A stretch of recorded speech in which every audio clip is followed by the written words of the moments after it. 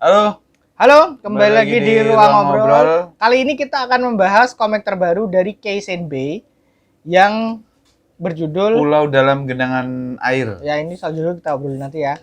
Sebelum itu, jangan lupa subscribe teman-teman. Jangan lupa subscribe, terus follow medsos-medsos kita. Medsos kita itu sekarang sudah secara aktif share info komik dan sebagainya. Yang jelas worth di follow lah ya. Oke. Karena kita nggak akan besar kalau nggak medsosnya ya nggak akan gede sih. Ya, dan tanpa dukungan teman-teman juga ya nggak akan terus-menerus ada Ruang Ngobrol gitu. Oke, langsung aja Kei Senbei. Jadi senbei itu makanan sih, Mas. Iya. Jadi itu makanan apa ya? Kei Senbei itu Pulau dalam genangan air. Ini karena cahaya jadi memantul ya. Nah, Pulau dalam genangan air. Nah, ini adalah karya ketiga sih sebenarnya. Pertama apa? Ada komik Kamiadori kalau nggak salah. Tapi nanti tolong dikoreksi, siapa tahu ada yang selain itu lagi. Enggak, keempat berarti ya. Ada 3x3 itu kayak Senbei bukan? Kayaknya bukan kayak Senbei deh. Beda-beda orang kayaknya. Iya. Nah, ini sebelumnya tuh yang fenomenal karyanya adalah Erased. Mas Bagas baru baca. Baru selesai. Nah, nanti kita review juga Erased, tenang saja. Itu 9 volume tamat. Ini tuh nanti 5 volume tamat. Oh, menarik. Oke. Gaya ceritanya mirip sekali ya. Sangat mirip. Kayaknya Kei Senbei ini punya, aku nggak tahu, traumatik atau apa ya, Riz, kekaguman tersendiri pada sosok ibu. Jadi ngomongin ibu itu nanti dulu. Ya nggak apa-apa. Kita premisnya Iya. Iya kan hubungannya sama yang sebelumnya. Jadi dia tuh kebalik nggak? Jadi ini tuh time travel, bukan time travel. Kalau yang Erased itu time travel, ini tuh pindah tubuh. Iya. Apa istilahnya bertukar identitas. Body swap. Ya. Nah, dia tuh anak kecil yang bertukar identitas dengan pembunuh.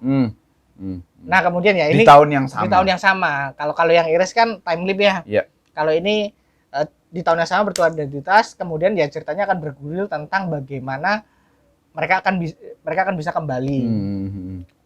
Satu sisi merasa bagus lah kalau dengan begini aku nggak ketangkep. Yang pembunuhnya. Satu sisi lagi si anak kecil, wah gimana ini? Tapi anaknya itu sebagaimana Erased, dia juga agak lebih dewasa dibandingkan umurnya. Jadi dia punya pemikiran. Jadi dia cara berpikirnya tuh udah kayak orang dewasa gitu. Kayak detektif Conan. Beda dong. Tapi yang menariknya adalah kondisinya hampir sama ya. Anak ini sama si Satorunya Erased. Aku lupa namanya siapa, Riz? Mizu. Aku lupa siapa. Minato. Ya. Dia harus ngurus adiknya gitu, ibunya. Dan dari volume 1 tuh dangernya kerasa. Jadi kayak ini bahaya nih karena mau bunuh kan. Ya.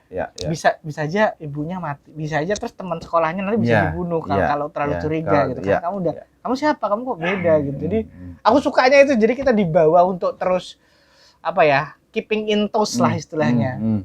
Itu sih. Jadi, sebagaimana Iris juga ya. Iya. Elemen thriller dan detektifnya tuh bagus. Aku sih senang. Cuman Kei Senbei nih gambarnya agak kurang cocok dengan.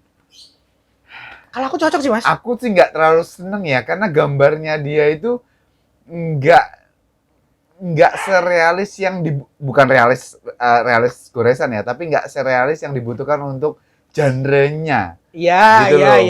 Kita kan udah kalau agak fantasi cocok. Betul. Tapi ini kan fantasi juga. Iya, tapi kan settingnya realistis gitu loh. Maksudnya lebih masuk gambarnya kayak Skull, Dark Knight, apa itu moving. Kan kayak gitu tuh. Ini buat aku sendiri kayak gambarnya terlalu manga terlalu mangga, terlalu shonen generik lah. Shonen generik, sehingga kalau di sini ceweknya udah lebih cantik ya, tapi kalau di Erased bibirnya tebal-tebal, matanya segitiga gitu. Aduh, apa sih ini? Karena ini karyanya setelah Erased kan, jadi dia secara gambar berkembang juga. Adiknya kan cantik nih gitu. Tapi di satu sisi itulah beauty-nya manga ya. Beauty manga, kita gambarnya seperti apapun kita tuh harus menerima bahwa ceritanya tuh lebih tepatnya gambar itu tidak identik dengan cerita. Iya. Kalau manga itu. Betul.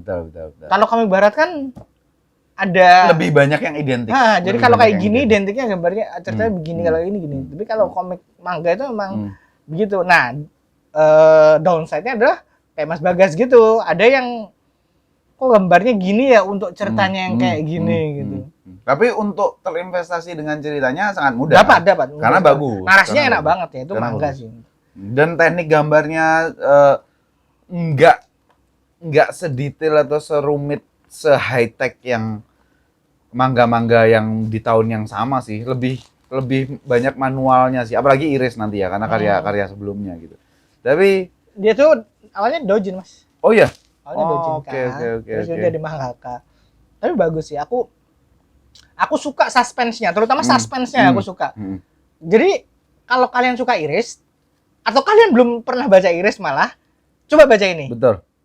Kalian bisa akan menemukan komik-komik detektif, komik-komik suspense thriller yang oke banget. Dan ini cuma 5 tamat. Jadi investasinya sedikit sekali. Iya, menarik sih. Menurutku kalau suspense thriller gitu malah 10 itu ideal. 10 di bawah 10 itu ideal. Ideal. Bah, mungkin mentoknya kayak harusnya 10 kali ya, karena khawatirnya ada dragging gitu. Tapi 5, 7 itu udah kecuali kalau ada aksinya. Oh ya. Kalau ada aksinya itu memang bisa 15-an gitu masih oke lah. Tapi kalau full detektif, full thriller aja, menurutku 5 sampai 10 itu ideal. 3 terlalu kecil. Sedikit. 5 10 tuh bagus banget udah. Judulnya sih ya, judul bahasa Indonesianya mungkin orang akan kalau yang udah tahu KSNB mungkin akan ini karya. Iya. Tapi kalau kayak misalnya nih aku nemuin ini di toko buku atau pemilihan Pulau Dalam Genangan Air itu menurutku cukup ekstrim sih. Iya. Ekstrim maksudku pada saat kita baca maksudnya ini atau segala macam. Tapi kan bayangin kalau aku belum dapat loh Mas dari volume 1, sama dapat nggak? Aku nggak dapat, tapi maksudnya kalau misalnya belum dapat korelasi judulnya dengan betul. Ini kan ngikutin judul Jepangnya ya. Nah, tapi maksudku kalau misalnya aku bukan nggak tahu KSNB tapi suka karya-karya thrilling, detektif, misteri, ini kan kayak ini romance atau apa ya? Iya, aku juga gitu. Bukan expect karena aku udah ngerti KSNB, jadi expect-nya bukan romance tapi judulnya ini puitis sekali. Ada ininya sebenarnya, jadi. Nah, yang kemudian aku malah tertarik adalah aku jadi penasaran korelasi judulnya dengan ceritanya itu apa.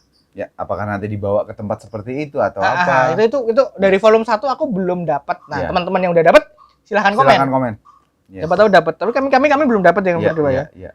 Yang jelas bagus sekali sih. Keren kok. Gambarnya berkembang, visualnya berkembang. Kebetulan aku sama Mas Bagas sama-sama suka cerita detektif.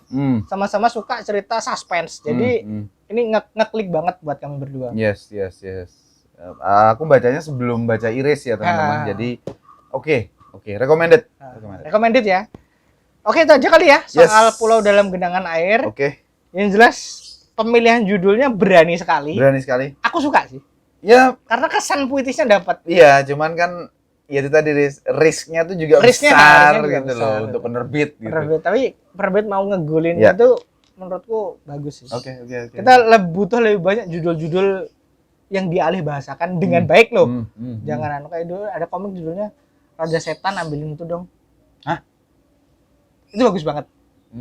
Maksudnya judulnya mencerminkan isinya. Kalau judulnya pakai bahasa Jepang tuh atau bahasa Inggris tuh feel gobloknya nggak dapat itu. Iya. Kalau ini mungkin feel puitisnya akan dapat ketika udah tamat nanti. Iya. Kita udah tahu maksud korelasi judulnya dengan ceritanya. Dan KSNB itu kan memang puitis ya. Iya. Memang. Komiknya puitis. Ya begitulah. Oke, sampai jumpa di Iris ya. Nanti kita pasti review Iris. Mungkin 2 minggu lagi. Sampai ketemu teman-teman, bye.